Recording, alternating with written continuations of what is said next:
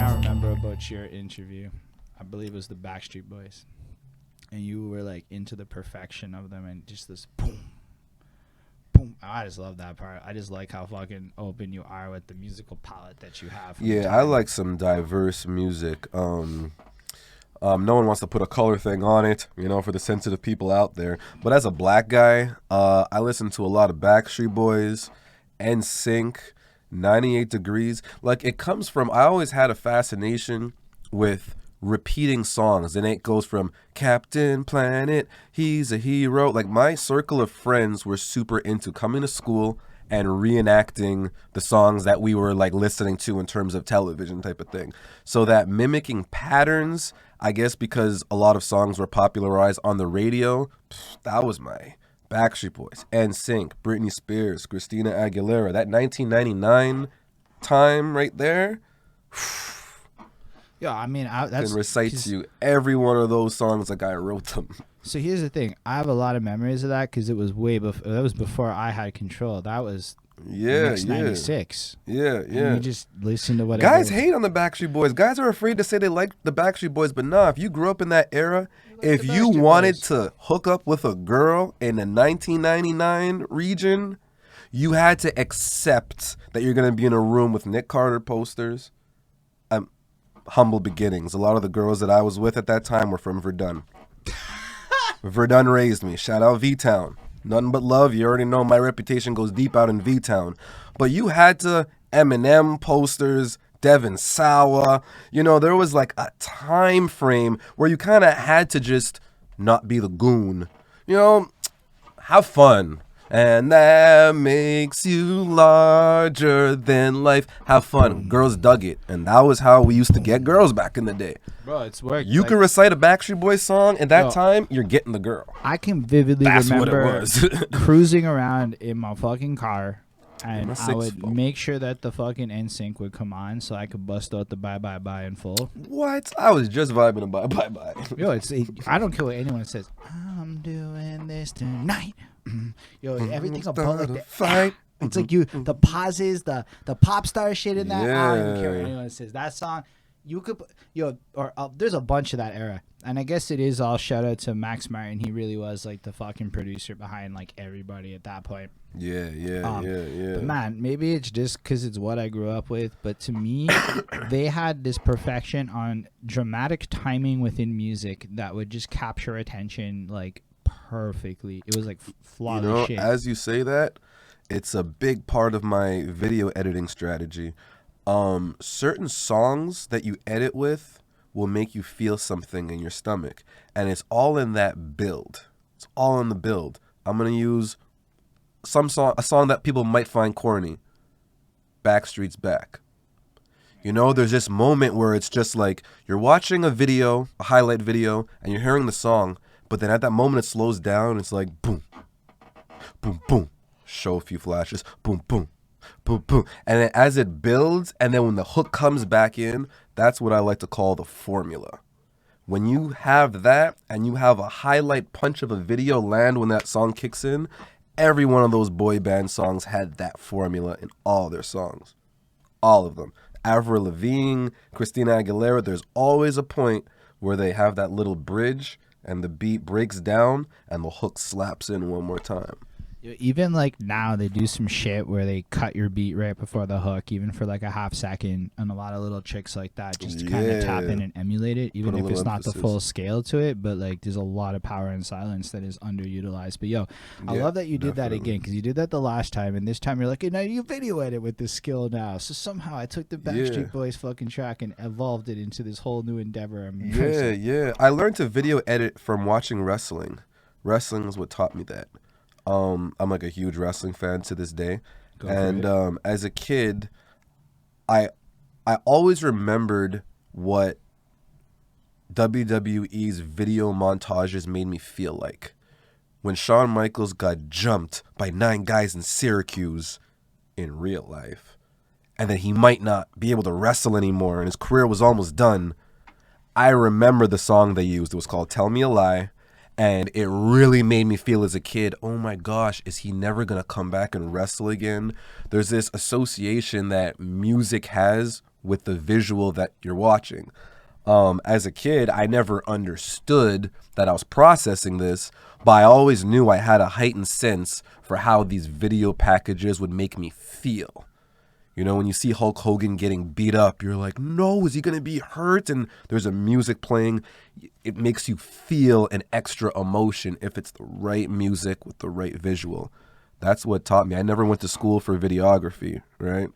I made my first short film. No one told me, hey, you should be a video editor. No, I was told I should be a doctor and a lawyer. You know what I mean? I like that. I like the fact that you just taught yourself that, but also that you leveraged wrestling.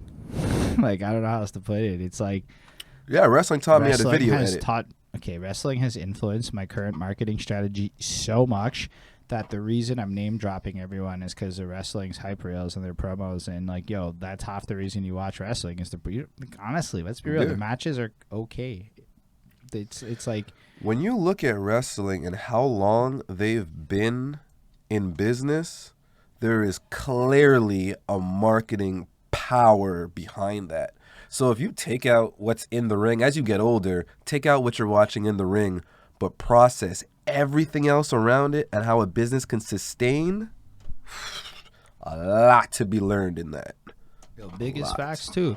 You can see how battle rap right now is jacking WWE tactics and to great success, and is now in the most profitable place it's ever been because it's absolutely able to tap into that energy. A lot of successful orchestrated beefs and hip hop come from that moves. Plus, everybody grew up watching wrestling. Like, who the fuck didn't? Like, let's be real. Most people in their 30s and 40s now all have an era where you watched wrestling. Anyone who went to high school with me, you guys know I was deep in wrestling. I used to make wrestling videos. I submitted them to WWE to get signed. Videos? I went to wrestling school. I made wrestling videos, homemade videos. How I started my videography career, filming wrestling with me and a group of my friends, and we would have our matches.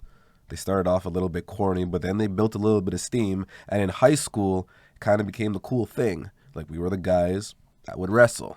You know, it was like 4 of us, and then we would just bring our wrestling to anybody else and, you know, perform moves on people that didn't want it. But that was like our group. I wasn't part of the guys that would be the hip-hop guy. I was the wrestling nerd. That is honestly really awesome. I mean that. Why? Oh, yeah. It was big in high school. Riverside, it was big. As high, like, it just is. What? Independent wrestling is dope. Like, heck yeah. And even, like, I'm not going to say I haven't spent some hours watching Verdun backyard level fucking wrestling. Yeah. I'm pretty sure it was Verdun, this one league I watched. Shout out V-Town. Shout out V-Town. And I was like, yo, it's pretty late. But the fact that you're able to not just do it, but like go to the part where you're creating wrestling things, going to wrestling school, fucking creating demo videos, that's fucking hype. Yeah. I honestly didn't even remember. Like, I knew I made those wrestling videos, but I never associated it with the fact that I'm now like a recognized videographer. But, you know, you ask the right questions, I guess it make me tap into that. But I'm like, yeah, it used to be a film or wrestling match thing. This is kind of how it started. Really and truly. Never made that connection till now. That's why it's dope. That's what we do here. We just talk about random shit until epiphanies. Behind the Suit podcast. What? Yo, I mean, everybody else on Earth is gonna ask you the same dumb shit. And not that it's dumb shit, but you're gonna go through the same gauntlet of questions from most establishments. And I want to be the guy that's asking you about wrestling videos and shit because that's fucking interesting. Is it interesting? I'm glad. So interesting. Why wouldn't it be? This is like the accomplishments of your life. That life chapters. And because, you look at it from a point of view of, we were just making wrestling videos. I'm looking at it the point of, like, you were learning to love the process when you were young, and you were clocking, like, experience points into these skill sets. Like, life is, to me, like Skyrim, where there's just, like, a bunch of skills and shit. So when people at like 5 years old are memorizing musicals and studying the musicology of pop, it makes sense that later on he's on his voice note game and WhatsApp doing hooks and shit with very hook-centric music. Yeah, right? And it makes sense that if you're practicing videography skills, trying to impress the WWE, that you would then later on be tapping into that shit for videography. Like to me, nothing anybody does at their older ages is unrelated to what they did when they were young. So if you're ever fucking sitting there trying to find out what you should do with your life, go back in time and you'll find the answer because you already cared about it once. That's deep, because no script. I didn't realize that till this moment that I said it out loud right now. That's when I started like filming. That's really dope. How did you go about it, like logistically, on some curious shit? Because that sounds like pre-iPhone land. Yeah, we had so it was a group of 4 of us that used to wrestle, and one of the 4 of us had their own camcorder, like video camera type thing. So they would bring it to my place, and the 4 of us would choreograph our wrestling matches. Had my dad was a DJ, had the huge speakers, so we had like live entrances, dim the lights, walk to the ring, the whole everything, and then we'd have our match and everything.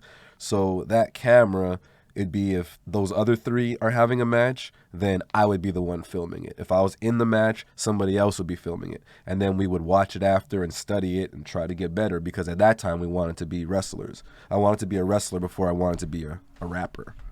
And what's also dope about that, before I even started rapping. Before I even started rapping, I was wrestling. It's not that weird that people who end up rapping do other things first. Like, people sometimes just have other interests and then discover music later in life and jump in. There's the people who fucking started at 4 years old, and there's some prodigy level shit.